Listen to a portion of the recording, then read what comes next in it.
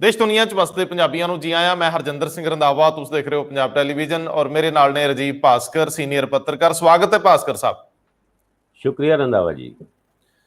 सियासत विच कॉन्फिडेंस चंगा हुंदा, पे करदा है, लेकिन ओवर कॉन्फिडेंट बंदा हमेशा नुकसान च रहिंदा। वो भी कॉन्फिडेंस जिहड़ा हौमे च बदल जाए।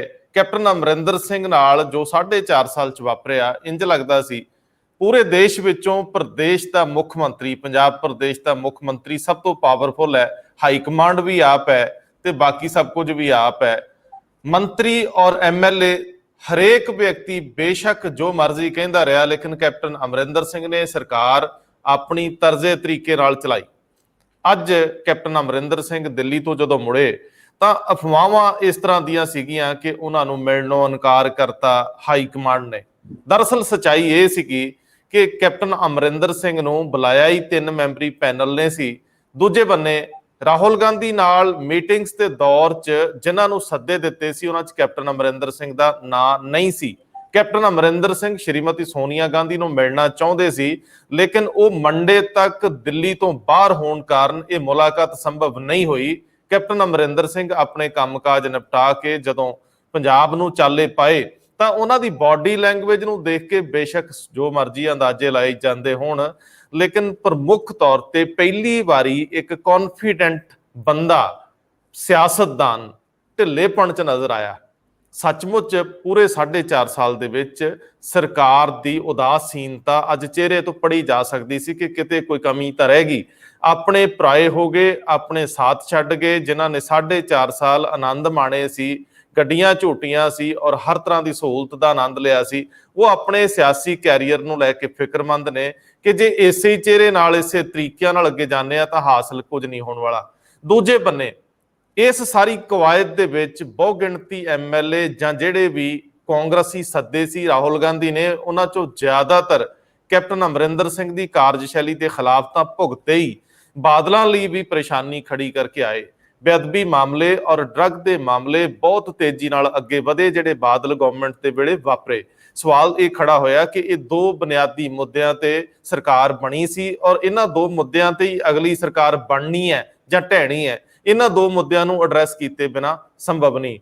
साडा जिहड़ा पुख्ता स्रोत है ये दसदा है कि एक तो वध लोकां ने ये गल कही राहुल गांधी नूं कि तुहानूं जिहड़े कांस्टेबल दे बराबर भी नहीं समझदे, उन्हां लोकां नूं कटहरे च खड़ा किया गया सी वख-वख एजेंसियां वालों और उन्हां वल एक भोरा जिन्ना कदम नहीं पुट्टिया गया।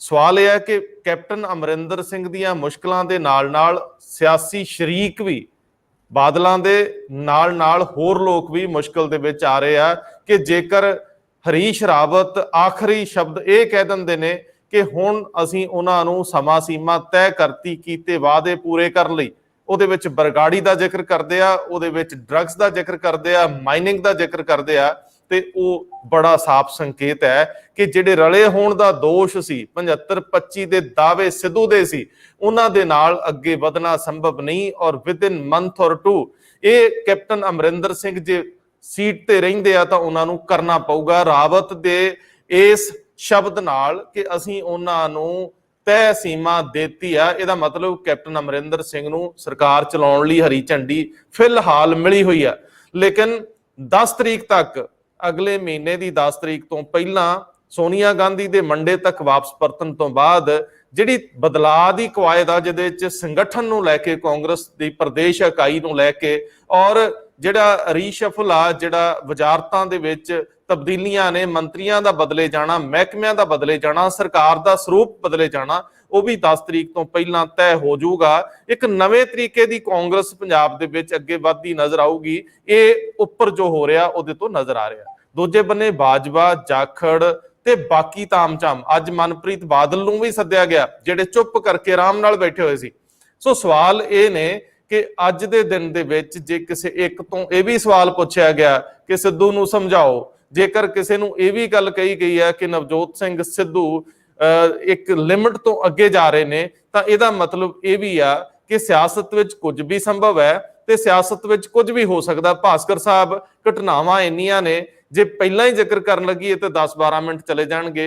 मैनूं समझाओ दृश्य नूं लैके, तस्वीर नूं लैके, ਪੁਆਇੰਟ ਦਰ ਪੁਆਇੰਟ ਕਿੱਥੇ ਕਿੱਥੇ ਕਿੰਜ ਕੀ ਵਾਪਰ ਰਿਹਾ, ਖਬਰ ਦੇ ਪਿਛਲੀ ਖਬਰ ਬਾਰੇ ਦੱਸਿਓ। ਸਭ ਤੋਂ ਪਹਿਲੇ ਤਾਂ ਸ਼ੁਰੂ ਹੋਈ ਆਪਾਂ 2017 ਦੇ ਚੋਣ ਕੈਂਪੇਨ ਤੋਂ। ਜੀ, ਦੋ ਪਾਰਟੀਆਂ ਸੀਗੀ, ਇੱਕ ਆਮ ਆਦਮੀ ਪਾਰਟੀ ਤੇ ਦੂਜੀ ਕਾਂਗਰਸ।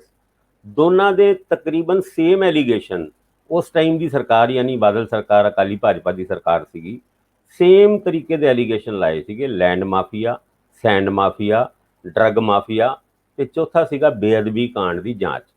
ਔਰ ਜੀ। ਕੈਪਟਨ ਅਮਰਿੰਦਰ ਸਿੰਘ ਉਹਨਾਂ ਨੇ ਸਟੇਜਾਂ ਤੋਂ ਬਾਹਾਂ ਚੱਕ ਕੇ ਇੱਕੋ ਹੀ ਗੱਲ ਕਹੀ ਸੀ ਕਿ ਮੈਨੂੰ ਪਤਾ ਹੈ ਇਹਦੇ ਪਿੱਛੇ ਬਾਦਲ ਨੇ, ਬੇਅਦਬੀਆਂ ਦੇ ਪਿੱਛੇ, ਤੇ ਅਸੀਂ ਇਹਨਾਂ ਨੂੰ ਅੰਦਰ ਕਰ ਦਾਂਗੇ। ਔਰ ਡਰੱਗ ਦੇ ਮੁੱਦੇ ਦੇ ਉੱਤੇ ਮਜੀਠੀਆ ਉਹਨਾਂ ਦਾ ਨਾਂ ਦੋਨੋਂ ਸਟੇਜਾਂ ਤੋਂ ਲਿੱਤਾ ਜਾਂਦਾ ਸੀਗਾ। ਚਲੋ ਉਸ ਤੋਂ ਬਾਅਦ ਆਮ ਆਦਮੀ ਪਾਰਟੀ ਦੀ ਸਰਕਾਰ ਤੇ ਖੈਰ ਨਹੀਂ ਆਈ, ਪਰ 20 ਸੀਟਾਂ ਦੇ ਕਰੀਬ ਉਹਨਾਂ ਦੀ ਜ਼ਰੂਰ ਆ ਗਈ, ਮੇਨ ਆਪੋਜੀਸ਼ਨ ਪਾਰਟੀ ਬਣ ਗਈ। 2-4 ਮਹੀਨਿਆਂ ਦੇ ਵਿੱਚ ਹੀ ਕੇਜਰੀਵਾਲ ਨੇ ਮਾਫੀ ਮੰਗ ਕੇ ਮਜੀਠੀਆ ਉਹਨਾਂ ਤੋਂ ਆਪਣੀ ਜਾਨ ਛੁਡਾਈ। ਉਸ ਮਾਫੀ ਦੇ ਉੱਤੇ ਉਹਨਾਂ ਦੀ ਪਾਰਟੀ ਦੋ ਫਾੜ ਹੋ ਗਈ। ਦੂਜੇ ਪਾਸੇ ਕਾਂਗਰਸ, ਜਿਨ੍ਹਾਂ ਦੀ ਸਰਕਾਰ ਬਣੀ ਸੀ, ਜੋ ਸੇਮ ਵਾਅਦੇ ਕਰਕੇ ਕਿ ਡਰੱਗ ਦੇ ਮੁੱਦਿਆਂ ਨੂੰ ਜਾਂ ਡਰੱਗ ਦੇ ਉੱਤੇ ਜਿਹੜੀ ਇਨਵੈਸਟੀਗੇਸ਼ਨ ਹੈਗੀ ਹੈ ਉਹਨਾਂ ਨੂੰ ਅਸੀਂ ਨਾ ਕੇਵਲ ਸਿਰੇ ਤੇ ਲੈ ਕੇ ਜਾਵਾਂਗੇ ਬਲਕਿ ਡਰੱਗ ਨੂੰ ਪੰਜਾਬ ਤੋਂ ਬਿਲਕੁਲ ਮੁਕਾ ਹੀ ਦੇਵਾਂਗੇ 4 ਹਫ਼ਤੇ ਦੇ ਅੰਦਰ। ਪਰ ਚਲੋ 4 ਹਫ਼ਤੇ ਦੇ ਵਿੱਚ ਤੇ ਨਹੀਂ ਮੁੱਕੀ, ਪਰ ਜਿਹੜੇ ਡਰੱਗ ਦੇ ਕੇਸ ਵੀ ਸੀਗੇ, ਜਿਸ ਮੁੱਦੇ ਤੇ STF ਬਣਾਈ ਗਈ ਸੀ, ਹਰਪ੍ਰੀਤ ਸਿੱਧੂ ਉਹਨਾਂ ਨੂੰ ਸਪੈਸ਼ਲੀ ਬੁਲਾ ਕੇ ਉਹਨਾਂ ਨੂੰ ਉਹਦਾ ਮੁਖੀ ਬਣਾਇਆ ਸੀ ਔਰ ਸਿੱਧੇ ਮੁੱਖ ਮੰਤਰੀ ਨੂੰ ਰਿਪੋਰਟ ਕਰਦੇ ਸੀਗੇ। ਇਨਵੈਸਟੀਗੇਸ਼ਨ ਠੀਕ ਚੱਲੀ, ਸਿਰੇ ਤੱਕ ਪਹੁੰਚ ਵੀ ਰਹੀ ਸੀ, ਪਰ ਉਹ ਬੰਦ ਲਿਫਾਫਾ ਜਿਹੜਾ ਆਪਣੀ ਇਨਵੈਸਟੀਗੇਸ਼ਨ ਦਾ ਹਰਪ੍ਰੀਤ ਸਿੱਧੂ ਉਹਨਾਂ ਨੇ ਹਾਈ ਕੋਰਟ ਦੇ ਵਿੱਚ ਪੇਸ਼ ਕੀਤਾ ਸੀਗਾ, ਉਹ ਬੰਦ ਲਿਫਾਫਾ ਹਜੇ ਤੱਕ ਬੰਦ ਹੈ। ਔਰ ਬੰਦ ਲਿਫਾਫਾ ਸਿੱਧੂ ਉਹਨਾਂ ਦੇ ਹੱਥ ਜ਼ਰੂਰ ਆ ਗਿਆ ਸੀਗਾ। ਉਸ ਬੰਦ ਲਿਫਾਫੇ ਦੇ ਵਿੱਚ ਕੀ ਹੈ, ਸਿੱਧੂ ਉਹਨਾਂ ਨੇ ਇਹ ਖੁਲਾਸੇ ਵੀ ਕਰਤੇ ਸੀਗੇ, ਪਰ ਉਹ ਖੁਲਾਸੇ ਨਾ ਸਰਕਾਰ ਵੱਲੋਂ ਨਾ ਹਾਈ ਕੋਰਟ ਵੱਲੋਂ ਹਜੇ ਤੱਕ ਹੋਏ, ਪਰ ਉਹ ਇਨਵੈਸਟੀਗੇਸ਼ਨ ਹਜੇ ਤੱਕ ਨਹੀਂ ਹੋਈ। ਹੁਣ ਅੱਜ ਦੀ ਮੀਟਿੰਗ ਦੇ ਉੱਤੇ ਆ ਜਾਈਏ। ਅੱਜ ਕੱਲ ਤੋਂ ਇਹ ਜਿਹੜਾ ਮੀਟਿੰਗਾਂ ਦਾ ਦੌਰ ਚੱਲ ਰਿਹਾ ਸੀਗਾ, ਵੱਖਰੀ ਅਟਕਲਾਂ ਚੱਲ ਰਹੀ ਸੀ ਵੀ ਹੁਣ ਆ ਹੋਊਗਾ, ਕੈਪਟਨ ਦੇ ਪੱਖ 'ਚ ਗੱਲ ਜਾਏਗੀ, ਸਿੱਧੂ ਦੇ ਪੱਖ 'ਚ ਗੱਲ ਜਾਏਗੀ, ਪਤਾ ਨਹੀਂ ਕੀ ਬਣੂਗਾ, PPCC ਪ੍ਰਧਾਨ ਬਣੂਗਾ ਜਾਂ ਕੈਪਟਨ ਰਹੂਗਾ ਜਾਂ ਨਹੀਂ ਰਹੂਗਾ। ਪਰ ਅੱਜ ਇਹ ਗੱਲ ਤੇ ਸਾਫ਼ ਹੋ ਗਈ ਕਿ ਹਾਈ ਕਮਾਨ ਹੁਣ 2 ਹਿੱਸਿਆਂ ਦੇ ਵਿੱਚ ਵੰਡੀ ਹੋਈ ਹੈ। ਇੱਕ ਤੇ 3 ਮੈਂਬਰੀ ਕਮੇਟੀ ਜਿਨ੍ਹਾਂ ਦੇ ਸਾਹਮਣੇ ਕੈਪਟਨ ਉਹਨਾਂ ਪੇਸ਼ ਹੋਏ 3 ਘੰਟੇ ਦੇ ਵਿੱਚ। 3 ਘੰਟਿਆਂ ਦੇ ਵਿੱਚ ਉਹਨਾਂ ਨੇ ਸਿੱਧੂ ਦੀ ਸ਼ਿਕਾਇਤਾਂ ਤੇ ਕੀਤੀ, पर तुसी हाईकमान दा उस मीटिंग तो बाद बयान देखो कि सिद्धू के बारे में भी हमको पता लगा, लेकिन सिद्धू के उस पॉइंट को नहीं भूलो जिसमें उन्होंने कहा कि मैं हाईकमान जो भी डिसाइड करेगा मैं उसके साथ हूँ। यानी जो एक पॉजिटिव पॉइंट सीगा सिद्धू उन्हों का कि वो हाईकमान के खिलाफ बहुते नहीं बोले, पर कैप्टन साहब के खिलाफ जिन्नी को अग उगली ਉਹਦਾ नोटिस उन्होंने पत्रकारों के नाल गल करते टाइम नहीं लिया। पर यह जरूर कहा कि सिद्धू ने यह भी तो कहा है कि जो हाईकमान डिसाइड करेगा वो मेरे सिर मत्थे। यानी वो गल साफ हो गई कि सिद्धू दी जिहड़ी है प्रैस कॉन्फ्रेंसां सीगी या जो अटैक उन्होंने कैप्टन उत्ते कीते सीगे ਉਹਦਾ ਕੋਈ ਬਹੁਤ ਜ਼ਿਆਦਾ ਕੜਾ ਨੋਟਿਸ ਹਾਈਕਮਾਨ ਨੇ ਨਹੀਂ ਦਿੱਤਾ। ਇਹਦੇ ਚ ਇੱਕ ਚੀਜ਼ ਸ਼ਾਮਲ ਕਰਦੇ ਆ ਭਾਸਕਰ ਸਾਹਿਬ, ਸ਼ਾਇਦ ਤੁਸੀਂ ਧਿਆਨ ਚੋਂ ਤੁਹਾਡੇ ਨਿਕਲ ਗਿਆ, ਜਦੋਂ ਬਾਰ-ਬਾਰ ਪ੍ਰੈਸ ਵੱਲੋਂ ਸਿੱਧੂ ਸ਼ਬਦੋ ਛਾਲਿਆ ਜਾ ਰਿਹਾ ਸੀਗਾ ਨਾ, ਤੇ ਉਦੋਂ ਹਰੀਸ਼ ਰਾਵਤ ਨੇ ਇੱਕ ਪਲ ਲਈ ਕਿਹਾ ਸੀਗਾ ਕਿ मैंने उनकी जो वीडियोज है मंगवाई हैं तो मैं उसके बाद इनको सलाह तो दे ही सकता हूं। ਇਹ ਉਹਨਾਂ ਦੇ ਸ਼ਬਦ ਸੀਗੇ ਕਿ ਮੈਂ ਪੰਜਾਬ ਦੇ ਕਾਂਗਰਸੀ ਮੈਨੂੰ ਮੰਨਦੇ ਨੇ, ਆਖਰ ਜਨਰਲ ਸਕੱਤਰ ਕਾਹਦੇ ਲਈ ਹੁੰਦਾ ਹੈ, ਸੋ ਮੈਂ ਉਹ ਸਭ ਕੁਝ ਦੇਖ ਕੇ ਸਲਾਹ ਤਾਂ ਦੇ ਹੀ ਸਕਦਾ। ਇਹ ਲਫ਼ਜ਼ ਸੀਗੇ।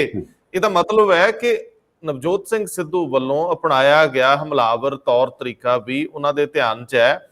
ਔਰ ਇਸ ਗੱਲ ਨੂੰ ਕਨਫਰਮ ਕਰਦਿਆਂ ਮੈਂ ਕਿ ਜਿੰਨੇ ਵੀ ਲੋਕ ਕਾਂਗਰਸ ਦੇ ਵੱਲੋਂ ਜਿਹੜੇ MLA ਵਜ਼ੀਰ ਜਾਂ ਬਾਕੀ ਪ੍ਰਤਾਪ ਸਿੰਘ ਬਾਜਵਾ ਜਾਖੜ ਵਰਗੇ ਲੋਕ ਮਿਲਿਆ, ਉਹਨਾਂ ਨੇ ਕਾਂਗਰਸ ਦੀ ਸਰਕਾਰ ਦੀ ਕਾਰਜਸ਼ੈਲੀ, ਕੈਪਟਨ ਅਮਰਿੰਦਰ ਸਿੰਘ ਸਰਕਾਰ ਦੀ ਕਾਰਜਸ਼ੈਲੀ ਤੇ ਸਵਾਲ ਉਠਾਏ ਆ, ਲੇਕਿਨ ਨਾਲ ਹੀ ਸਿੱਧੂ ਨੂੰ ਅਹਿਮ ਅਹੁਦਾ ਪ੍ਰਦੇਸ਼ ਪ੍ਰਧਾਨਗੀ ਜਿਹੜੀ ਉਹ ਮੰਗਦੇ ਆ ਉਹ ਦੇਣ ਤੋਂ ਸਹਿਮਤੀ ਨਹੀਂ ਦਿੱਤੀ। ਸਭ ਨੇ ਕਿਹਾ ਕਿ ਇਹਦੇ ਨਾਲ ਨੁਕਸਾਨ ਹੋਊਗਾ, ਇਹਦੇ ਆਪਸੀ ਕਲੈਸ਼ ਵਧੂਗਾ, ਰੌਲਾ ਜ਼ਿਆਦਾ ਵਧੂਗਾ, ਇਹਦੇ ਨਾਲ ਕਾਂਗਰਸ ਦਾ ਨੁਕਸਾਨ ਹੋਊਗਾ। ਸਿੱਧੂ ਦੀ ਸਪੋਰਟ ਮੇਰਾ ਨਹੀਂ ਖਿਆਲ ਕਿਸੇ ਨੇ ਕੀਤੀ ਆ, ਇੱਕ ਵਿਅਕਤੀ ਨੂੰ ਛੱਡ ਕੇ ਮੈਂ ਨਾਂ ਨਹੀਂ ਲਊਂਗਾ, ਲੇਕਿਨ ਉਹਨਾਂ ਨੇ ਵੀ ਦੱਬੀ ਜ਼ਬਾਨ ਦੇ ਵਿੱਚ ਹੀ ਕੀਤੀ ਹੈ। ਕਾਂਗਰਸ ਹਾਈਕਮਾਂਡ ਦੇ ਵੱਲੋਂ ਰਾਹੁਲ ਗਾਂਧੀ ਨਿਰਣਾਇਕ ਭੂਮਿਕਾ 'ਚ ਸੁਣ ਰਹੇ ਸੀ। ਲਗਭਗ 15 ਤੋਂ 20 ਮਿੰਟ ਹਰੇਕ ਨੂੰ ਮਿਲੇ ਆ, ਕਈਆਂ ਨੂੰ ਵੱਧ ਵੀ ਮਿਲੇ ਆ, ਲੇਕਿਨ ਸਵਾਲ ਇਹ ਹੈ ਕਿ ਉਸ ਪੀਰੀਅਡ ਦੇ ਵਿੱਚ ਵੀ ਸਿੱਧੂ ਦੀ ਸਪੋਰਟ ਕਰਦੇ ਬਹੁਤੇ ਨਜ਼ਰ ਨਹੀਂ ਆਏ।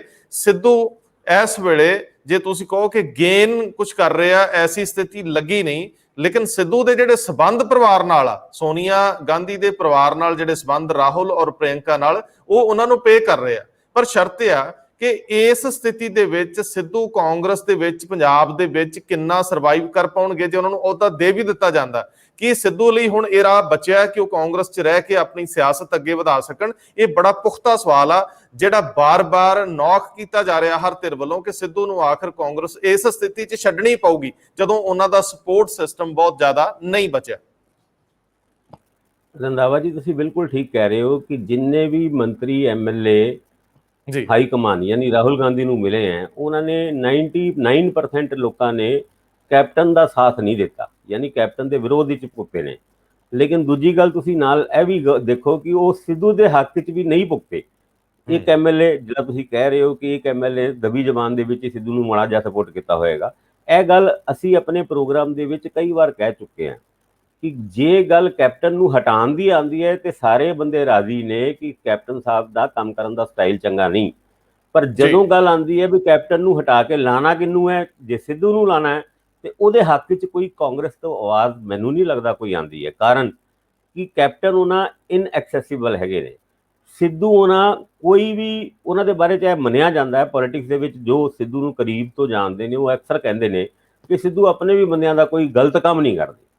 ਜੇ ਗਲਤ ਕੰਮ ਨਹੀਂ ਕਰਦੇ ਤੇ ਰਾਜਨੀਤੀ ਦੇ ਵਿੱਚ ਕਾਫੀ ਸਾਰੇ, ਤੁਹਾਨੂੰ ਵੀ ਪਤਾ ਹੈ, ਅਸੀਂ ਕਈ ਸਾਲਾਂ ਤੋਂ ਰਾਜਨੀਤੀ ਨੂੰ ਕਰੀਬ ਤੋਂ ਦੇਖਦੇ ਹਾਂ, ਤੇ ਰਾਜਨੀਤੀ ਦੇ ਵਿੱਚ ਜੋ ਪੋਲੀਟੀਸ਼ੀਅਨ, ਜੋ ਰਾਜਾ, ਜੋ ਮੁੱਖ ਮੰਤਰੀ ਅਗਰ ਇੱਕ ਵੀ ਗਲਤ ਕੰਮ ਨਾ ਕਰੇ ਤੇ ਸ਼ਾਇਦ ਮੈਨੂੰ ਇੱਦਾਂ ਦਾ ਕੋਈ ਮੁੱਖ ਮੰਤਰੀ ਪੂਰੇ ਦੇਸ਼ ਦੇ ਵਿੱਚ ਨਹੀਂ ਮਿਲੇਗਾ ਜੋ ਕਹੇ ਕਿ ਮੈਂ ਇੱਕ ਵੀ ਗਲਤ ਕੰਮ ਨਹੀਂ ਕਰਦਾ। ਲੇਕਿਨ ਸਿੱਧੂ ਦੇ ਬਾਰੇ 'ਚ ਜਦ ਲੋਕਲ ਬੋਡੀਜ਼ ਮਿਨਿਸਟਰ ਸੀਗੇ ਤੇ ਇਹਨਾਂ ਦੇ ਬਾਰੇ 'ਚ ਇਹੀ ਕਿਹਾ ਜਾਂਦਾ ਸੀਗਾ ਕਿ ਇਹਨਾਂ ਨੂੰ ਹਰ ਫਾਈਲ ਦੇ ਵਿੱਚ ਸਕੈਮ ਨਜ਼ਰ ਆਉਂਦਾ, ਯਾਨੀ ਜਿਹੜੀ ਫਾਈਲਾਂ ਦਾ ਢੇਰ ਲੱਗ ਜਾਂਦਾ ਸੀਗਾ ਉਹ ਢੇਰ ਹੀ ਰਹਿੰਦਾ ਸੀਗਾ, ਕਿਉਂਕਿ ਉਹ ਬਾਦਲਾਂ ਦੇ ਰਾਜ ਤੋਂ ਬਾਅਦ ਇੰਨੇ ਕੁ ਵਹਿਮੀ ਹੋ ਗਏ ਸੀਗੇ ਕਿ ਫਾਈਲ ਅਗਰ ਜੈਨੂਇਨ ਵੀ ਹੋਏ ਤੇ ਉਹਨਾਂ ਨੂੰ ਲੱਗਦਾ ਸੀਗਾ ਵੀ ਮੈਂ ਬਗੈਰ ਦੇਖੇ, ਬਗੈਰ ਪੜ੍ਹੇ, ਬਗੈਰ ਜਾਂਚ ਕੀਤੇ, ਬਗੈਰ ਇਨਵੈਸਟੀਗੇਸ਼ਨ ਕੀਤੇ ਮੈਂ ਕਿਸੇ ਫਾਈਲ ਤੇ ਸਾਈਨ ਨਹੀਂ ਕਰੂੰਗਾ, ਕਿਉਂਕਿ ਇਹਨਾਂ ਸਾਰੀਆਂ ਫਾਈਲਾਂ ਤੋਂ ਸਕੈਮ ਦੀ ਬੋ ਆਉਂਦੀ ਹੈ। ਫਿਰ ਡਾਕਟਰ ਅਮਰ ਸਿੰਘ ਉਹਨਾਂ ਉਹ ਫਾਈਲਾਂ ਦੇਖਦੇ ਹੁੰਦੇ ਸੀਗੇ, ਫਿਰ ਜੋ ਡਾਕਟਰ ਅਮਰ ਸਿੰਘ ਉਹਨਾਂ ਫਾਈਲ ਪਾਸ ਕਰਦੇ ਸੀਗੇ ਉਹਦੇ ਉੱਤੇ ਸਾਈਨ ਹੁੰਦੇ ਸੀਗੇ, ਯਾਨੀ ਸਿਸਟਮ ਕੰਮ ਕਰਨ ਦਾ ਇਹ ਸੀਗਾ। ਦੂਜੇ ਪਾਸੇ ਸਿੱਧੂ ਦੀ ਇਮਾਨਦਾਰੀ ਦੇ ਉੱਤੇ ਵੀ ਲੋਕ ਬੜਾ ਦਮ ਭਰਦੇ ਨੇ। ਉਹ 1 ਕਰੋੜ ਤੋਂ ਵੀ ਵੱਧ ਦੇ ਚੈੱਕ ਆਪਣੀ ਚੈੱਕ ਬੁੱਕ ਤੋਂ ਕੱਟ ਕੇ ਲੋਕ ਸੇਵਾ ਦੇ ਵਿੱਚ ਮੰਤਰੀ ਹੁੰਦੇ ਹੋਏ ਵੀ ਲਾ ਦਿੰਦੇ ਸੀਗੇ। ਯਾਨੀ ਉਹਨਾਂ ਨੇ ਅੰਮ੍ਰਿਤਸਰ ਦੇ ਡੀਸੀ ਕਾਹਨ ਸਿੰਘ ਪੰਨੂ ਨੂੰ ਅੰਮ੍ਰਿਤਸਰ 'ਚ ਰੁੱਖ ਲਾਉਣ ਲਈ, ਮੇਰਾ ਖਿਆਲ ਇੱਕ ਤੁਹਾਡੀ ਗੱਲ ਠੀਕ ਹੈ ਕਿ ਉਦੋਂ ਚੈੱਕ ਕਰੋੜ ਤੋਂ ਵੱਧ ਦਾ ਦਿੱਤਾ ਸੀਗਾ, ਇਹ ਗੱਲ ਸੱਚ ਹੈ। ਉਹਨਾਂ ਨੇ ਅਜਨਾਲੇ ਸਾਈਡ ਤੇ ਜਦੋਂ ਕਿਸੇ ਦੀ ਫਸਲ ਸੜ ਗਈ ਸੀ ਪੱਕੀ ਹੋਈ ਤੇ ਉਦੋਂ ਵੀ ਲੱਖਾਂ ਰੁਪਏ ਦਿੱਤੇ ਸੀਗੇ। ਇਸੇ ਤਰ੍ਹਾਂ ਉਹਨਾਂ ਨੇ ਇੱਕ ਸਾਹਿਤਕਾਰ ਦੇ ਜਾ ਕੇ ਪੂਰੇ ਦਾ ਪੂਰਾ 5 ਲੱਖ ਦਾ ਬਿੱਲ ਭਰ ਦਿੱਤਾ ਸੀਗਾ ਹਸਪੀਟਲ ਦੇ ਵਿੱਚ। ਨਿੰਦਰ ਘੁਗਿਆਣ ਵੀ ਉਹਨਾਂ ਨੂੰ ਨਾਲ ਲੈ ਕੇ ਗਏ ਸੀ, ਮੈਨੂੰ ਯਾਦ ਹੈ। ਸੋ ਇਹ ਸਾਰੇ ਸਵਾਲ ਤਾਂ ਅੱਗੇ ਵੱਧਦੇ ਆ, ਪਰ ਸਰ ਮੈਂ ਅੱਗੇ ਵਧਣ ਦੀ ਹੀ ਇਹ ਸਵਾਲ, ਇਹ ਜਵਾਬ ਮੈਂ ਇਸ ਕਰਕੇ ਦਿੱਤਾ ਹੈ ਕਿ ਸਿੱਧੂ ਉਹਨਾਂ ਦੀ ਇਮਾਨਦਾਰੀ ਦੇ ਉੱਤੇ ਕਿਸੇ ਨੂੰ ਸ਼ੱਕ ਨਹੀਂ, ਪਰ ਕਈ ਵਾਰ ਇੱਕ ਪੋਲੀਟੀਸ਼ੀਅਨ ਦੀ ਇਮਾਨਦਾਰੀ ਉਹਦੇ ਸਾਥੀਆਂ ਵੱਲੋਂ ਰੁਕਾਵਟ ਪੈਦਾ ਕਰਦੀ ਹੈ। ਕਿਉਂਕਿ ਹੁਣ ਕਈ ਵਾਰ ਇਹ ਗੱਲਾਂ ਹੁੰਦੀਆਂ ਕਿ ਵੀ ਜੇ ਸਿੱਧੂ ਆ ਗਿਆ ਤੇ ਸਾਡੇ ਤਾਂ ਕੋਈ ਕੰਮ ਹੀ ਨਹੀਂ ਹੋਣਗੇ। ਸਿੱਧੂ ਉਹਨਾਂ ਇੱਕ ਏਜੰਡੇ ਦੀ ਗੱਲ ਕਰਦੇ ਨੇ, ਉਹਨਾਂ ਏਜੰਡਿਆਂ ਦੇ ਰਾਹੀਂ ਬਹੁਤ ਸਾਰੇ ਪੋਲੀਟੀਸ਼ੀਅਨ ਕਾਂਗਰਸ ਦੇ ਵਿੱਚ ਇੱਦਾਂ ਦੇ ਹੈਗੇ ਨੇ ਜਿਹੜੇ ਆਪਾਂ ਇਹ ਕਹੀਏ ਕਿ ਭੁੱਖੇ ਮਰ ਜਾਣਗੇ ਜੇ ਉਹਨਾਂ ਦੇ ਕੰਮ ਮਾਈਨਿੰਗ ਦੇ ਫਲਾਣੇ ਡਿਗਾਣੇ ਕੰਮ ਬੰਦ ਹੋ ਜਾਣ। ਤੇ ਇੱਦਾਂ ਦੇ ਪੋਲੀਟੀਸ਼ੀਅਨ ਤੋਂ ਸਾਰੇ ਹੀ ਡਰਦੇ ਹੁੰਦੇ ਆ, ਉਹ ਘੱਟ ਡਰਨਗੇ ਕੈਪਟਨ ਤੋਂ, ਰਾਦਰ ਸਿੱਧੂ ਤੋਂ ਜ਼ਿਆਦਾ ਡਰਨਗੇ। ਇਹੀ ਕਾਰਨ ਹੈ ਕਿ ਸਿੱਧੂ ਦੀ ਕੋਈ ਸਪੋਰਟ ਹਾਈ ਕਮਾਂਡ ਦੇ ਸਾਹਮਣੇ ਤੇ ਨਹੀਂ ਕਰਦਾ। ਉੱਦਾਂ ਜਦ ਗੱਲ ਸਿੱਧੂ ਦੇ ਆਉਣ ਦੀ ਹੁੰਦੀ ਹੈ ਤਾਂ ਕੋਈ ਹਾਮੀ ਨਹੀਂ ਭਰਦਾ। ਇਹ ਗੱਲ ਬਿਲਕੁਲ ਸੱਚ ਹੈ, ਔਰ ਮੇਰੀ ਕਈ ਪੋਲੀਟੀਸ਼ੀਅਨਸ ਨਾਲ ਗੱਲ ਹੋਈ, ਉਹਦੀ ਵਜ੍ਹਾ ਵੀ ਇਹੀ ਹੈਗੀ ਹੈ। ਹੁਣ ਗੱਲ ਰਹੀ ਕਿ ਅੱਜ ਦੀ ਮੀਟਿੰਗ ਤੋਂ ਬਾਅਦ ਸੁਨੀਲ ਜਾਖੜ ਉਹਨਾਂ ਦੀ ਸਟੇਟਮੈਂਟ ਬੜੀ ਮਾਇਨੇ ਰੱਖਦੀ ਹੈ। ਜਦ ਉਹਨਾਂ ਨੇ ਸਲਾਹਕਾਰਾਂ ਦੇ ਉੱਤੇ ਅਟੈਕ ਕੀਤਾ, ਉਹਨਾਂ ਨੇ ਕਿਹਾ ਕਿ ਉਹ ਸਭ ਤੋਂ ਵੱਡਾ ਮਸਲਾ ਹੈ ਅੱਜ ਦਾ ਸਭ ਤੋਂ ਵੱਡਾ ਮਸਲਾ ਇਹੀ ਹੈ। ਉਹ ਸਲਾਹਕਾਰ ਜਿਹੜੇ ਨੇ ਉਹ ਕਹਿੰਦੇ ਸੋ ਕਾਲਡ ਅਖੌਤੀ ਸਲਾਹਕਾਰ ਜਿਹੜੇ ਹੁਣੇ ਆ ਗਏ ਨੇ ਔਰ ਉਹਨਾਂ ਕਾਰਨ ਕੈਪਟਨ ਸਾਹਿਬ ਗਲਤ ਫੈਸਲੇ ਲੈ ਰਹੇ। ਉਹ ਜਿਹੜੇ ਸਲਾਹਕਾਰ ਨੇ, ਦੇਖੋ ਜਿਹੜੇ ਮੁੱਖ ਸਲਾਹਕਾਰ ਕਹੀਏ, 3 ਤਰੀਕੇ ਦੇ ਕੈਪਟਨ ਸਾਹਿਬ ਦੇ ਸਲਾਹਕਾਰ ਨੇ। ਸਭ ਤੋਂ ਪਹਿਲੇ ਤੇ ਸੁਰੇਸ਼ ਕੁਮਾਰ ਜੀ, ਉਸ ਤੋਂ ਇਲਾਵਾ ਚਾਲ ਸਾਹਿਬ, ਤੀਜੇ ਭਰਤਿੰਦਰ ਸਿੰਘ ਚਾਲ ਹੋਣਾ ਤੇ ਤੀਜੇ ਰਵੀਨ ਠੁਕਰਾਲ ਹੋਣਾ। ਹਾਲਾਂਕਿ ਇਹਨਾਂ ਤਿੰਨਾਂ ਦੇ ਵਿੱਚੋਂ ਕੰਮ ਕਰਾਉਣ ਦੀ ਸ਼ਮਤਾ ਰੱਖਦੇ ਨੇ ਸੁਰੇਸ਼ ਕੁਮਾਰ ਹੋਣਾ। ਹੁਣ ਇਸ਼ਾਰਾ ਉਹਨਾਂ ਦਾ ਚਾਹਲ ਸਾਹਿਬ ਵੱਲ ਹੈ ਜਾਂ ਸੁਰੇਸ਼ ਕੁਮਾਰ ਉਹਨਾਂ ਵੱਲ ਹੈ, ਇਹ ਤੇ ਨਹੀਂ ਦੱਸਿਆ ਉਹਨਾਂ ਨੇ, ਪਰ ਜਿਹੜਾ ਇਹ ਖਾਸ ਕਰਕੇ ਕਾਕਿਆਂ ਨੂੰ ਨੌਕਰੀ ਦੇਣ ਵਾਲੀ ਗੱਲ ਸੀਗੀ, ਸ਼ਾਇਦ ਕਿਸੇ ਸਲਾਹਕਾਰ ਨੇ ਇਹ ਸਲਾਹ ਦਿੱਤੀ ਹੋਈ ਔਰ ਉਸ ਸਲਾਹ ਦੇ ਉੱਤੇ ਕੰਮ ਕਰਦੇ ਹੋਏ ਕੈਪਟਨ ਸਾਹਿਬ ਨੇ ਉਹ ਸਾਈਨ ਉਹ ਕੈਬਨਿਟ ਦੇ ਵਿੱਚ ਐਜੰਡਾ ਪਾਸ ਕਰ ਦਿੱਤਾ ਹੋਏ। ਪਰ ਇਹ ਗੱਲ ਤੇ ਆਮ ਜਨਤਾ ਨੂੰ ਵੀ ਪਤਾ ਸੀਗੀ ਕਿ ਇਹਦੇ ਉੱਤੇ ਰੌਲਾ ਪੈਣਾ, ਔਰ ਜਿੱਦਾਂ ਹੀ ਉਹ ਕੈਬਨਿਟ ਦੇ ਵਿੱਚ ਪਾਸ ਹੋਇਆ, ਆਪੋਜੀਸ਼ਨ ਪਾਰਟੀ ਤੋਂ ਲੈ ਕੇ ਕਾਂਗਰਸੀ ਤੱਕ ਉਹ ਰੌਲਾ ਪਿਆ। ਔਰ ਅੱਜ ਖਬਰ ਵੀ ਆਈ ਹੈ ਕਿ ਫਤਿਹ ਸਿੰਘ ਬਾਜਵਾ ਉਹਨਾਂ ਨੇ ਵੀ ਕਹਿ ਦਿੱਤਾ ਵੀ ਮੈਨੂੰ ਨੌਕਰੀ ਨਹੀਂ ਚਾਹੀਦੀ ਮੇਰੇ ਮੁੰਡੇ ਵਾਸਤੇ, ਔਰ ਰਾਕੇਸ਼ ਪਾਂਡੇ ਉਹਨਾਂ ਥੋੜੇ ਜਿਹੇ ਹਜੇ ਅੜੇ ਹੋਏ ਨੇ, ਪਰ ਮੈਨੂੰ ਲੱਗਦਾ ਇੱਕ ਅੱਧ ਦਿਨਾਂ 'ਚ ਉਹਨਾਂ ਦੀ ਵੀ ਸਟੇਟਮੈਂਟ ਆ ਜਾਏਗੀ ਵੀ ਮੇਰੇ ਮੁੰਡੇ ਵਾਸਤੇ ਵੀ ਮੈਨੂੰ ਨੌਕਰੀ ਨਹੀਂ ਚਾਹੀਦੀ। ਜਦ ਹਾਈ ਕਮਾਂਡ ਦੇ ਸਾਹਮਣੇ ਵੀ ਇਹ ਮੁੱਦਾ ਗਿਆ ਤੇ ਸਭ ਤੋਂ ਜ਼ਿਆਦਾ ਇਸ ਮੁੱਦੇ ਦੇ ਉੱਤੇ ਡਿਸਕਸ਼ਨ ਹੋਈ ਕਿ ਕੈਪਟਨ ਸਾਹਿਬ ਕਿੱਦਾਂ ਦੀ ਹਰਕਤਾਂ ਕਰ ਰਹੇ ਆ, ਜਦ ਘਰ ਘਰ ਨੌਕਰੀ ਦੀ ਗੱਲ ਅਸੀਂ ਆਪਣੇ ਮੈਨੀਫੈਸਟੋ ਦੇ ਵਿੱਚ ਕੀਤੀ ਸੀ ਤੇ ਅੱਜ ਲੋਕ ਸਾਨੂੰ ਪੁੱਛਦੇ ਨੇ ਇਹ ਕਾਂਗਰਸੀਆਂ ਦੇ ਘਰ ਘਰ ਨੌਕਰੀ ਦੀ ਗੱਲ ਸੀਗੀ। ਔਰ ਜਿਹੜੀ ਗੱਲ ਤੁਸੀਂ ਕਾਂਸਟੇਬਲ ਵਾਲੀ ਕੀਤੀ ਸੀਗੀ ਕਿ ਹੁਣ ਜੇ ਰਾਹੁਲ ਗਾਂਧੀ ਉਹਨਾਂ ਨੇ ਅਗਰ ਉਹਨਾਂ ਨੂੰ ਨੌਕਰੀ ਦੇਣੀ ਹੋਏ ਤੇ ਉਹ ਕਾਂਸਟੇਬਲ ਦੀ ਵੀ ਕੁਆਲੀਫਿਕੇਸ਼ਨ ਨਹੀਂ ਹੈਗੀ। ਇਹ ਵੀ ਗੱਲ ਕਿਸੇ ਐਮਐਲਏ ਨੇ ਤੁਸੀਂ ਜਿਸ ਤਰ੍ਹਾਂ ਦੱਸਿਆ ਮੈਨੂੰ, ਇਹ ਬਿਕਰਮ ਸਿੰਘ ਮਜੀਠੀਆ ਨੇ ਆਪਣੀ ਪ੍ਰੈਸ ਕਾਨਫਰੰਸ ਦੇ ਵਿੱਚ ਰਾਹੁਲ ਗਾਂਧੀ ਤੇ ਸਿੱਧਾ ਨਿਸ਼ਾਨਾ ਸਾਧਿਆ ਸੀ ਜਿਸ ਦਿਨ ਇਹਨਾਂ ਨੇ ਕੈਬਨਿਟ ਦੇ ਵਿੱਚ ਪਾਸ ਕੀਤੇ ਸੀ ਇਹ ਇੰਸਪੈਕਟਰ ਤੇ ਤਹਿਸੀਲਦਾਰ ਨਾਇਬ ਤਹਿਸੀਲਦਾਰ ਲਾਉਣ ਦੇ ਮਸਲੇ। ਬਿਲਕੁਲ ਉਸ ਗੱਲ ਨੂੰ ਅੱਜ ਰਾਹੁਲ ਗਾਂਧੀ ਨੂੰ ਜਦ ਦੱਸਦੇ ਹੋਏ ਇਹ ਕਿਹਾ ਗਿਆ ਕਿ ਵੀ ਕੈਪਟਨ ਸਾਹਿਬ ਉਸ ਬੰਦੇ ਨੂੰ ਬਚਾ ਰਹੇ ਨੇ ਜਿੰਨੇ ਤੁਹਾਡੇ ਬਾਰੇ ਚ ਇੱਦਾਂ ਦੀ ਗੱਲ ਕੀਤੀ ਸੀ। ਮੈਨੂੰ ਇਹ ਲੱਗਦਾ ਹੈ ਕਿ ਵੀ ਰਾਹੁਲ ਉਹਨਾਂ ਨੂੰ ਸ਼ਾਇਦ ਇਸ ਗੱਲ ਤੇ ਮਾੜਾ ਮੋਟਾ ਗੁੱਸਾ ਚੜਿਆ ਹੋਏ, ਔਰ ਤਾਂ ਹੀ ਕਾਰਨ ਹੈਗਾ ਹੈ ਕਿ ਜਦ ਹਰੀਸ਼ ਰਾਵਤ ਮੀਡੀਆ ਦੇ ਨਾਲ ਗੱਲ ਕਰਦੇ ਨੇ ਤੇ ਸਿੱਧੂ ਦੇ ਜਿਹੜੇ ਪਹਿਲੇ 4 ਏਜੰਡੇ ਸੀਗੇ, ਯਾਨੀ 4 ਗੱਲਾਂ ਦੇ ਉੱਤੇ ਸਿੱਧੂ ਉਹਨਾਂ ਨੇ ਮੇਨ ਫੋਕਸ ਰੱਖਿਆ ਸੀ ਆਪਣੀ ਪ੍ਰੈਸ ਕਾਨਫਰੰਸ ਦੇ ਵਿੱਚ। ਉਹਨਾਂ ਦੇ ਉੱਤੇ ਇਹ ਕਿਹਾ ਵੀ ਟਾਈਮ ਬਾਉਂਡ ਮੈਨਰ ਦੇ ਵਿੱਚ ਇਹ ਗੱਲ ਕਰੋ। ਹੁਣ ਉਹਦੇ ਵਿੱਚ ਇਹ ਤੇ ਕਹਿ ਨਹੀਂ ਸਕਦੇ ਵੀ ਬੇਅਦਬੀਆਂ ਦੇ ਮੁੱਦਿਆਂ ਦੇ ਉੱਤੇ ਬਾਦਲਾਂ ਨੂੰ ਅੰਦਰ ਕਰੋ, ਉਹ ਇਹ ਵੀ ਨਹੀਂ ਕਹਿ ਸਕਦੇ ਡਰੱਗ ਦੇ ਮੁੱਦੇ ਤੇ ਮਜੀਠੀਆ ਉਹਨਾਂ ਨੂੰ ਅੰਦਰ ਕਰੋ, ਤੇ ਤੀਜਾ ਇਹ ਵੀ ਨਹੀਂ ਕਹਿ ਸਕਦੇ ਸੀ ਕਿ ਹੋਰ ਜਿਹੜੇ ਮੁੱਦੇ ਹੈਗੇ ਬੇਅਦਬੀਆਂ ਦਾ ਹੈਗਾ, ਡਰੱਗ ਦਾ ਹੈਗਾ ਜਾਂ ਮਾਈਨਿੰਗ ਮਾਫੀਆ ਦਾ ਮੁੱਦਾ ਹੈਗਾ। ਉਹ ਬੜਾ ਇੱਕ ਵੇਗ ਜਿਹਾ ਚੀਜ਼ ਕਹਿ ਗਏ ਕਿ ਇਹਨਾਂ ਮੁੱਦਿਆਂ ਤੇ ਟਾਈਮ ਬਾਉਂਡ ਮੈਨਰ ਦੇ ਵਿੱਚ ਕੰਮ ਕੀਤਾ ਜਾਏ। ਜਦ ਟਾਈਮ ਬਾਉਂਡ ਦੀ ਗੱਲ ਆਈ ਤਾਂ ਉਹ ਹਮ ਤੈਅ ਕਰ ਲੈਂਗੇ। 10 ਤਰੀਕ ਦੇ ਵਿੱਚ ਪਹਿਲੇ ਕੈਪਟਨ ਉਹਨਾਂ ਪ੍ਰੈਸ ਕਾਨਫਰੰਸ ਕਰਕੇ 200 ਯੂਨਿਟ ਫ੍ਰੀ ਬਿਜਲੀ ਦੇਣ ਦੀ ਗੱਲ ਕੀਤੀ, ਪਰ ਕਿਹਾ ਜਾਂਦਾ ਪੰਜਾਬ ਦੇ ਵਿੱਚ ਤੇ ਪਹਿਲੇ ਹੀ 200 ਯੂਨਿਟ ਫ੍ਰੀ ਬਿਜਲੀ ਦਲਿਤਾਂ ਨੂੰ ਤੇ ਹੈਗੀ ਹੈ, ਪਰ ਕੀ ਸਾਰਿਆਂ ਨੂੰ ਮਿਲੇਗੀ? ਸਾਰਿਆਂ ਨੂੰ ਤਾਂ ਮਿਲ ਹੀ ਨਹੀਂ ਸਕਦੀ। ਦਲਿਤਾਂ ਦੀ ਹੀ ਗੱਲ ਚੱਲ ਰਹੀ ਸੀ ਔਰ ਦਲਿਤਾਂ ਨੂੰ 200 ਯੂਨਿਟ ਬਿਜਲੀ ਕਹਿੰਦੇ ਆ ਪੰਜਾਬ ਦੇ ਵਿੱਚ ਆਲਰੇਡੀ ਮਾਫ ਹੈਗਾ। ਤੇ ਉਸ ਏਜੰਡੇ ਨੂੰ ਸੈੱਟ ਕਰਦੇ ਟਾਈਮ ਸ਼ਾਇਦ ਹਾਈ ਕਮਾਂਡ ਵੀ ਭੁੱਲ ਗਿਆ ਕਿ ਇਹਨਾਂ ਗੱਲਾਂ ਦਾ ਕੋਈ ਟਾਈਮ ਬਾਉਂਡ ਮੈਨਰ ਨਹੀਂ ਹੁੰਦਾ। ਹੁਣ ਕੈਪਟਨ ਸਾਹਿਬ ਨੇ ਆਪ ਇਨਵੈਸਟੀਗੇਸ਼ਨ ਕਰਕੇ ਕੋਰਟਾਂ ਤੋਂ ਰਹੀ ਅਰੈਸਟ ਵਾਰੰਟ ਲੈ ਕੇ ਕੋਈ ਅਰੈਸਟ ਨਹੀਂ ਕਰਨੇ, ਇਹਦੇ ਵਿੱਚ ਟਾਈਮ ਤੇ ਲੱਗਦਾ ਹੀ ਹੁੰਦਾ। ਜੀ ਇਹਦੇ ਚ ਕੋਈ ਦੋ ਰਾਵਾਂ ਨਹੀਂ। ਭਾਸਕਰ ਸਾਹਿਬ, ਸਾਡੇ ਕੋਲੇ ਖਬਰ ਆ ਰਹੀ ਹੈ ਕਿ ਨਵਜੋਤ ਸਿੰਘ ਸਿੱਧੂ ਨੂੰ ਛੇਤੀ ਬੁਲਾਇਆ ਜਾ ਰਿਹਾ ਦਿੱਲੀ 'ਚ।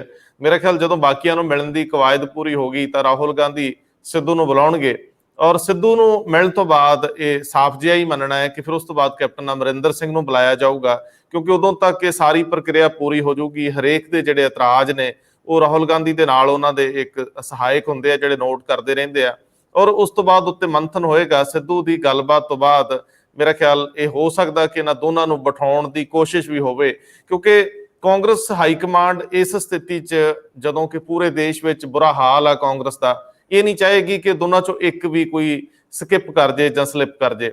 ਮੈਨੂੰ ਇੰਝ ਲੱਗਦਾ ਕਿ ਇਹ ਜਿਹੜੀ ਹੁਣ ਖਬਰ ਨਿਕਲ ਕੇ ਆ ਰਹੀ ਹੈ ਇਹਦੇ 'ਚ ਕਾਫੀ ਦਮ ਹੈ ਕਿ ਸਿੱਧੂ ਨੂੰ ਹੋ ਸਕਦਾ 1 ਜਾਂ 2 ਦਿਨ ਦੇ ਵਿੱਚ ਦਿੱਲੀ ਬੁਲਾ ਲਿਆ ਜਾਵੇ, ਔਰ ਹੋ ਸਕਦਾ ਕਿ 3 ਮੈਂਬਰੀ ਕਮੇਟੀ ਦੀ ਬਜਾਏ ਸਿੱਧਾ ਰਾਹੁਲ ਗਾਂਧੀ ਉਹਨਾਂ ਨੂੰ ਸੁਣਨ। ਅਗਲਾ ਸਵਾਲ ਜਿਹੜਾ ਬੜਾ ਅਹਿਮ ਸੀਗਾ, ਤੁਸੀਂ ਬਹੁਤ ਪਿਆਰੀ ਗੱਲ ਕੀਤੀ ਆ ਕਿ ਕੈਪਟਨ ਅਮਰਿੰਦਰ ਸਿੰਘ ਦਾ ਕੋਰਟ ਕੇਸਾਂ 'ਚ ਕੋਈ ਬਹੁਤਾ ਲੈਣਾ ਦੇਣਾ ਨਹੀਂ ਹੋਊਗਾ। ਡਰੱਗਸ ਦੇ ਮਾਮਲਿਆਂ ਦੇ ਵਿੱਚ ਅਜੇ ਵੀ ਇੱਕ ਦੁਬਦਾ ਫਸੀ ਹੋਈ ਹੈ। ਜਦੋਂ ਭੋਲਾ ਨੇ ਇੱਕ ਜਿਪਸੀ ਦੇ ਵਿੱਚ ਜਾਂਦਿਆਂ ਖੜ ਕੇ ਪ੍ਰੈਸ ਨੂੰ ਕੁਝ ਕਿਹਾ ਸੀਗਾ, ਰੌਲਾ ਬੜਾ ਪਿਆ। ਉਸ ਤੋਂ ਪਹਿਲਾਂ ਦੀ ਵੀ ਪ੍ਰਕਿਰਿਆ ਸੀਗੀ ਜਦੋਂ ਇੱਕ ਬਿੱਟੂ ਔਲਖ ਨਾਮ ਦਾ, ਜਗਜੀਤ ਚਾਹਲ ਨਾਂ ਦਾ ਇੱਕ ਬੰਦਾ ਓਵਰਨਾਈਟ ਚੱਕ ਲਿਆ ਗਿਆ। ਬਾਦਲ ਗਵਰਨਮੈਂਟ ਦੇ ਵਿੱਚ ਸੀਗੇ, ਉਦੋਂ ਸਰਦਾਰ ਪ੍ਰਕਾਸ਼ ਸਿੰਘ ਬਾਦਲ ਮੁੱਖ ਮੰਤਰੀ ਸੀ। ਇਹ ਵੀ ਬੜਾ ਰੌਲਾ ਪਿਆ ਕਿ ਅਕਾਲੀਆਂ ਦੀ ਸਰਕਾਰ ਹੁੰਦਿਆਂ ਇੰਨੇ ਪ੍ਰਭਾਵਸ਼ਾਲੀ ਬੰਦੇ ਜਿਹੜੇ ਕਿ ਇੱਕ ਖਾਸ ਘੇਰੇ ਦੇ ਵਿੱਚ ਵਿਚਰਦੇ ਸੀ, ਉਹਨਾਂ ਨੂੰ ਪੁਲਿਸ ਅਰੈਸਟ ਕਿਵੇਂ ਕਰਕੇ ਲੈ ਗਈ। ਸੋ ਇਹ ਵੀ ਸਵਾਲ ਸੀਗਾ ਕਿ ਕੀ ਕਿਤੇ ਸਭ ਤੋਂ ਉੱਪਰਲੀ ਚੇਅਰ ਤੇ ਬੈਠੇ ਸਭ ਤੋਂ ਪਰਿਵਾਰ ਦੇ ਵੱਡੇ ਵਿਅਕਤੀ ਵੱਲੋਂ ਇਸ ਤਰ੍ਹਾਂ ਦੀ ਦਿਸ਼ਾ ਦੇ ਵਿੱਚ ਕਦਮ ਚੱਕਿਆ ਗਿਆ। ਕਿ ਜੇ ਕੋਈ ਵੀ ਗਲਤ ਆ ਤੇ ਉਹਨੂੰ ਉੱਥੇ ਟਿਕਾਣੇ ਲਿਆਓ। ਪਰਿਵਾਰਕ ਰਾਜਨੀਤੀ ਦਾ ਵੀ ਬੜਾ ਚਰੌਲਾ ਪੈਂਦਾ ਰਿਹਾ ਕਿ ਕੀ ਸਰਦਾਰ ਪ੍ਰਕਾਸ਼ ਸਿੰਘ ਬਾਦਲ ਚਾਹੁੰਦੇ ਨੇ ਕਿ ਸੱਚਮੁੱਚ ਜਿਹੜੇ ਬਾਰ-ਬਾਰ ਖੰਭ ਉਡਾਰੀ ਭਰਨ ਵਾਲੇ ਆ ਉਹਨਾਂ ਨੂੰ ਕੱਟਤਾ ਜਾਵੇ। ਉਸ ਤੋਂ ਬਾਅਦ ਈਡੀ ਦੀ ਜਾਂਚ ਭਾਸਕਰ ਸਾਹਿਬ, ਤੁਹਾਨੂੰ ਯਾਦ ਹੋਊਗਾ ਤੁਹਾਡੇ ਜਲੰਧਰ ਦੇ ਵਿੱਚ ਨਰਿੰਜਨ ਸਿੰਘ ਕੋਲ ਸੀ, ਸੋ ਸਰਦਾਰ ਨਰਿੰਜਨ ਸਿੰਘ ਨੇ ਈਡੀ ਦੀ ਜਾਂਚ ਨੂੰ ਅੱਗੇ ਵਧਾਇਆ। ਉਸ ਦੌਰਾਨ ਅਕਾਲੀ ਮੰਤਰੀ ਨੂੰ ਦੋ ਮੰਤਰੀਆਂ ਨੂੰ ਤਲਬ ਕੀਤਾ, ਸ਼ਾਇਦ ਤੁਹਾਨੂੰ ਯਾਦ ਹੋਵੇ। ਉਹ ਤਲਬ ਕਰਨ ਤੋਂ ਬਾਅਦ ਉਹ ਗੱਲ ਅੱਗੇ ਨਾ ਵਧੀ।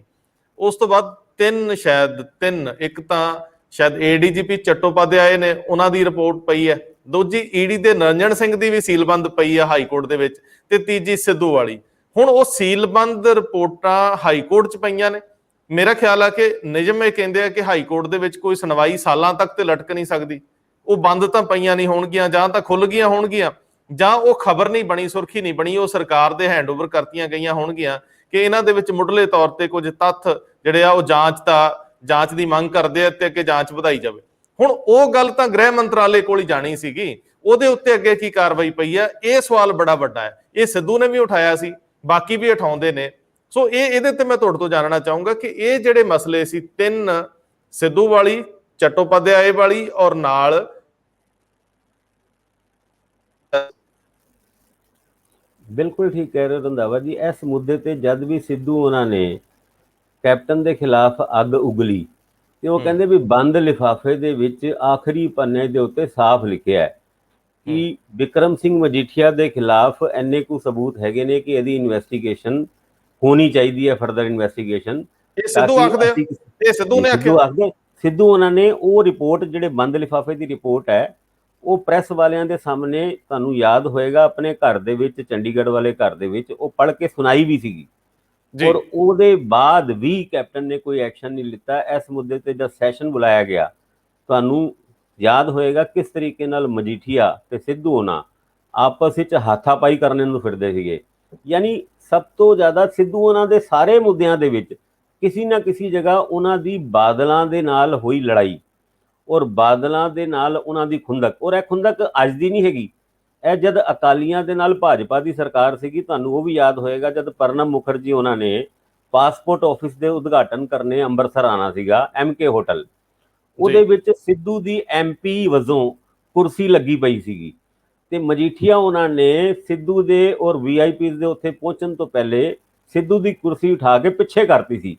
ਔਰ ਜਦ ਸਿੱਧੂ ਉਹਨਾਂ ਉੱਥੇ ਪਹੁੰਚੇ ਤੇ ਉਹਨਾਂ ਨੂੰ ਬੜੀ ਹੈਰਾਨੀ ਹੋਈ ਕਿ ਮੇਰੀ ਕੁਰਸੀ ਕਿੱਥੇ ਗਈ। ਔਰ ਉਹ ਜਿਹੜੇ ਪ੍ਰਣਬ ਮੁਖਰਜੀ ਬੈਠੇ ਸੀਗੇ, ਉਹ ਉਸ ਟਾਈਮ ਐਕਸਟਰਨਲ ਅਫੇਅਰ ਮਿਨਿਸਟਰ ਹੁੰਦੇ ਸੀਗੇ ਸ਼ਾਇਦ, ਤੇ ਉਹਨਾਂ ਦੇ ਸੋਫੇ ਤੇ ਜਿਹੜਾ ਬਾਹ ਹੁੰਦੀ ਹੈ ਉੱਥੇ ਬੈਠੇ ਸੀਗੇ। ਪਰ ਉਹਨਾਂ ਨੇ DC ਨੂੰ ਇਸ ਮੁੱਦੇ ਤੇ ਟੰਗਤਾ ਸੀਗਾ, ਪਰ ਬਾਅਦ ਚੋਂ ਉਹਨਾਂ ਨੂੰ ਵੀ ਪਤਾ ਲੱਗ ਗਿਆ ਸੀ ਉਹ ਕੁਰਸੀ ਕਿੰਨੇ ਹਟਾਈ ਸੀਗੀ। ਔਰ ਇਸ ਗੱਲ ਤੋਂ ਲੜਾਈ ਸ਼ੁਰੂ ਹੋਈ। ਔਰ ਉਹ ਜਿਹੜੀ, ਤੁਹਾਨੂੰ ਯਾਦ ਹੋਏਗਾ, ਜਦ ਵੀ ਇਹ ਮਜੀਠੀਆ ਉਹਨਾਂ ਔਰ ਸਿੱਧੂ ਉਹਨਾਂ ਮਿਲਦੇ ਸੀਗੇ ਤੇ ਇਹਨਾਂ ਦੀ ਲੜਾਈਆਂ ਇੱਦਾਂ ਹੁੰਦੀ ਸੀ, ਬੇਸ਼ੱਕ ਇਹ ਗਲੇ ਜ਼ਰੂਰ ਮਿਲਦੇ ਸੀਗੇ, ਪਰ ਮੈਨੂੰ ਲੱਗਦਾ ਕੰਨ ਕਰਦੇ ਟਾਈਮ ਇੱਕ ਦੂਜੇ ਦੇ ਗਾਲ ਹੀ ਕੱਢਦੇ ਹੋਣੇ ਆ, ਕਿਉਂਕਿ ਜੋ ਲੜਾਈਆਂ ਜਿੱਦਾਂ ਦੀ ਚੱਲਦੀ ਪਈ ਸੀਗੀ ਉਹ ਅੱਜ ਤੱਕ ਚੱਲਦੀ ਪਈ ਹੈ। ਸਿੱਧੂ ਉਹਨਾਂ ਦਾ ਮੇਨ ਮੋਟਿਵ ਸੀਗਾ ਕਿ ਜਿਹੜਾ ਮਜੀਠੀਆ ਉਹਨਾਂ ਦੇ ਖਿਲਾਫ ਇਨਵੈਸਟੀਗੇਸ਼ਨ ਕਰਕੇ, ਮੌਕੇ ਵੀ ਸੀਗੇ, ਯਾਨੀ ਦਸਤੂਰ ਵੀ ਸੀਗਾ, ਮੌਕਾ ਵੀ ਸੀਗਾ, ਲੇਕਿਨ ਕੈਪਟਨ ਸਾਹਿਬ ਨੇ ਆਪਣੇ ਭਤੀਜੇ ਦੇ ਅਗੇਂਸਟ ਕੁਝ ਨਹੀਂ ਕੀਤਾ। ਗੱਲ ਇੱਥੋਂ ਹੀ ਲੜਾਈ ਸ਼ੁਰੂ ਹੋਈ ਸੀ।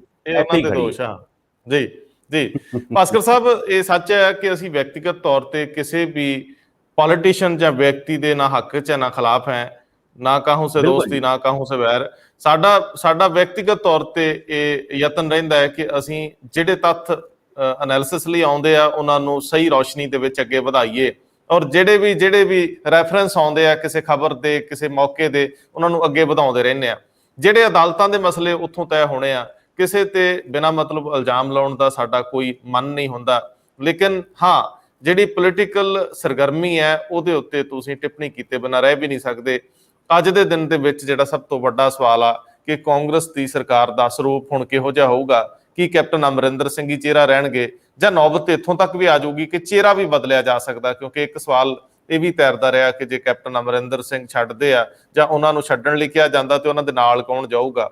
ਇੱਥੇ ਦਸਤੂਰ, ਤੁਸੀਂ ਦਸਤੂਰ ਦਾ ਜ਼ਿਕਰ ਕਰਦੇ ਹੋ, ਦਸਤੂਰ ਤਾਂ ਇਹੀ ਆ ਕਿ ਜਾਂਦਿਆਂ ਨਾਲ ਕੋਈ ਨਹੀਂ ਜਾਂਦਾ ਹੁੰਦਾ, ਬਾਏ ਬਾਏ ਟਾਏ ਟਾਏ ਕਰ ਦਿੰਦੇ ਹੁੰਦੇ ਆ। ਵੇਖਣ ਵਾਲੀ ਗੱਲ ਆ ਕਿ ਕਿੰਨੀਆਂ ਕੁ ਵਫਾਦਾਰੀਆਂ, ਕਿੰਨੇ ਕੁ ਰਿਸ਼ਤੇ ਬਾਂਹ 'ਚ ਬਾਂਹ ਪਾ ਕੇ ਨਾਲ ਤੁਰਦੇ ਔਖੇ ਸੌਖੇ ਸਮਿਆਂ ਲਈ, ਇੱਕ ਚੀਜ਼ ਇਹਦੇ ਚੋਂ ਨਿੱਤਰ ਕੇ ਆਉਂਦੀ ਹੈ ਕਿ ਨਵਜੋਤ ਸਿੰਘ ਸਿੱਧੂ ਨੇ ਲੋਕਾਂ 'ਚ ਫਿਰ ਇੱਕ ਸਥਾਨ ਬਣਾ ਲਈ ਆ। ਜਿੰਨਾ ਅਗਰੈਸਿਵਲੀ ਉਹਨਾਂ ਨੇ ਇੰਟਰਵਿਊਜ਼ ਦਿੱਤੀਆਂ ਨੇ ਜਾਂ ਉਹ ਗੱਲ ਕਰ ਰਹੇ ਆ, ਉਸ ਤੋਂ ਬਾਅਦ ਪੰਜਾਬ ਦੇ ਲੋਕਾਂ ਕੋਲ ਇੱਕ ਬਦਲ ਤਾਂ ਨਜ਼ਰ ਆਉਂਦਾ ਹੈ। ਸਿੱਧੂ ਕਿੰਨੀ ਕੁ ਜੁਰਤ ਕਰਦੇ ਆ, ਜੇ ਕਾਂਗਰਸ ਉਹਨਾਂ ਨੂੰ ਕੁਝ ਨਹੀਂ ਦਿੰਦੀ ਤੇ ਉਹ ਛੱਡ ਕੇ ਕੋਈ ਨਵੀਂ ਧਿਰ ਬਣਾ ਸਕਦੇ ਆ ਕਿ ਨਹੀਂ। ਜੇ ਉਹ ਆਮ ਆਦਮੀ ਪਾਰਟੀ 'ਚ ਜਾਂਦੇ ਆ ਤੇ ਆਮ ਆਦਮੀ ਪਾਰਟੀ ਵੀ ਇੱਕ ਹਾਈ ਕਮਾਂਡ ਵਾਂਗ ਦਾ ਕਲਚਰ ਰੱਖਦੀ ਆ, ਪਹਿਲਾਂ ਉਹ ਦੇਖ ਹੀ ਚੁੱਕੇ ਆ ਕਿ ਇੰਨੀ ਜੁਰਤ ਕਰਨਗੇ ਕਿ ਪੰਜਾਬ 'ਚੋਂ ਖੇਤਰੀ ਪਾਰਟੀ ਬਣਾ ਸਕਣ, ਕਿਉਂਕਿ ਅਕਾਲੀ ਦਲ ਖੇਤਰੀ ਪਾਰਟੀ ਹੁੰਦਿਆਂ ਹੋਇਆ ਆਪਣੀ ਉਹ ਆਭਾ ਗਵਾ ਚੁੱਕਿਆ। ਸੋ ਸਿੱਧੂ ਇਮਾਨਦਾਰ ਵੀ ਨੇ, ਜਜ਼ਬਾ ਵੀ ਹੈ, ਮਾਦਾ ਵੀ ਹੈ, ਲੜਨ ਦੀ ਇੱਛਾ ਸ਼ਕਤੀ ਵੀ ਦਿਖਾਈ ਉਹਨਾਂ ਨੇ, ਲੇਕਿਨ ਸਵਾਲ ਇਹ ਆ ਕਿ ਉਹਨਾਂ ਦੇ ਵਿੱਚ ਜਿਹੜੀਆਂ ਨਕਾਰਾਤਮਕ ਪਹਿਲੂ ਉਹਨਾਂ ਨੂੰ ਛੱਡ ਕੇ ਸਿਆਸਤ ਦੇ ਪੋਜ਼ਿਟਿਵ ਪੱਖ ਲੈ ਕੇ ਅੱਗੇ ਤੁਰਨਾ ਹੋਊਗਾ, ਕਿਉਂਕਿ ਸਿਆਸਤ ਦੂਜਿਆਂ ਨੂੰ ਨਾਲ ਲੈ ਕੇ ਤੁਰਨ ਦਾ ਨਾਮ ਆ। ਇਕੱਲੇ ਕਹਿਰੇ ਦੀ ਸਿਆਸਤ ਕੋਈ ਨਹੀਂ ਹੁੰਦੀ। ਭਾਸ਼ਣ ਦੇਣੇ ਜਾਂ ਸਟੂਡੀਓ 'ਚ ਬਹਿ ਕੇ ਗੱਲਾਂ ਕਰਨੀਆਂ ਜਾਂ ਟਵਿੱਟਰ ਵਾਰ ਕਰਨੀ ਹੈ ਤਾਂ ਸਾਡੇ ਵਰਗਿਆਂ ਨੂੰ ਤਾਂ ਵਾਰਾ ਖਾਂਦੀ ਹੈ, ਜਿਹੜੇ ਪਬਲਿਕ ਲਾਈਫ 'ਚ ਨਹੀਂ। ਲੇਕਿਨ ਜਿਹੜੇ ਪਬਲਿਕ ਲਾਈਫ 'ਚ ਵਿਚਰਦੇ ਆ ਉਹਨਾਂ ਨੇ ਜ਼ਮੀਨ ਤੇ ਲੜਨਾ ਹੁੰਦਾ, ਤੇ ਜ਼ਮੀਨ ਤੇ ਲੜਨ ਲਈ ਤੁਹਾਨੂੰ ਬਾਹਾਂ ਲੋਕਾਂ ਦੇ ਰੂਪ 'ਚ ਚਾਹੀਦੀਆਂ ਹੁੰਦੀਆਂ, ਲੀਡਰ ਚਾਹੀਦੇ ਹੁੰਦੇ ਆ। ਸੋ ਸਿੱਧੂ ਜੇ ਅਜੇ ਵੀ ਦਮ ਦਿਖਾਉਣ ਤੇ ਜਿਹੜਾ ਉਹ ਰੋਡ ਮੈਪ ਜਾਂ ਜਿਹੜਾ ਉਹ ਬਲੂ ਪ੍ਰਿੰਟ ਲਈ ਫਿਰਦੇ ਆ ਉਹਨੂੰ ਲਾਗੂ ਕਰਨ ਲਈ ਆਪਣੀ ਤਾਕਤ ਚਾਹੀਦੀ, ਮੰਗੀ ਹੋਈ ਵਿਸਾਖੀਆਂ ਵਾਲੀ ਤਾਕਤ ਨਹੀਂ ਚਾਹੀਦੀ। ਸਿੱਧੂ ਨੂੰ ਦਮ ਦਿਖਾਉਣਾ ਚਾਹੀਦਾ ਜੇ ਦਮ ਹੈ ਤਾਂ, ਜੇ ਦਮ ਨਹੀਂ ਤਾਂ ਦਮ ਗਜੇ ਨਹੀਂ ਮਾਰਨੇ ਚਾਹੀਦੇ। ਭਾਸਕਰ ਸਾਹਿਬ ਬਹੁਤ ਮਿਹਰਬਾਨੀ।